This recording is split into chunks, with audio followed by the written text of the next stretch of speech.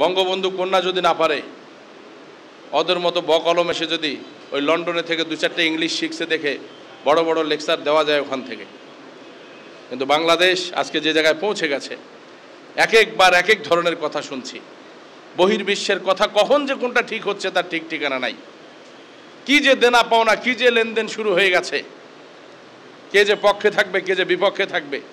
ছোট্ট একটা দেশ, কিন্তু ইন্দো প্যাসিফিক এই ওশানের মানে কি আমাদের এই সাগরটার আমরা যেখানে বসে আছি, খুব ইম্পর্টেন্ট একটা জায়গার মধ্যে বসে আছি। এই সাগরটাকে নিয়ে বিভিন্ন আন্তর্জাতিক ষড়যন্ত্র চলছে।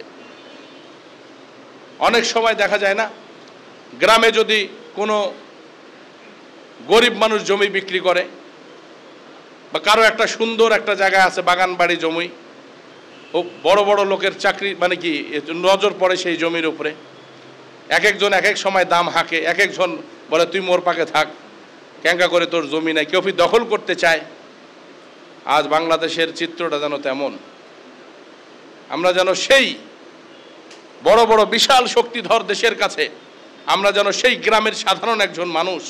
আমার একটা ছোট্ট সাজানো বাগান বাড়ি আছে, আমার সাগর আছে, আমার পাহাড় আছে, আমার সমতল ভূমিতে সুবিশাল মাঠ আছে।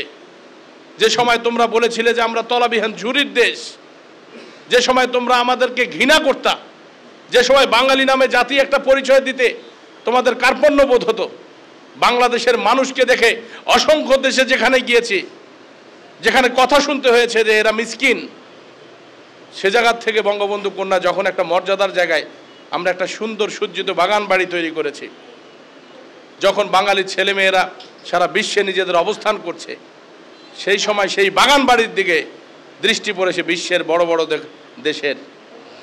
অনেক লোলুপ দৃষ্টি পড়েছে আমাদের উপর। আমাদের এই ভূখণ্ড, এই মানুষজন কোথায় যাবে যাক, কিন্তু এখানে এসে তারা রাজত্ব করতে চায়, এখান থেকে কন্ট্রোল করতে চায় পৃথিবীকে, এখান থেকে কয়েকটা দেশকে জিম্মি করতে চায়।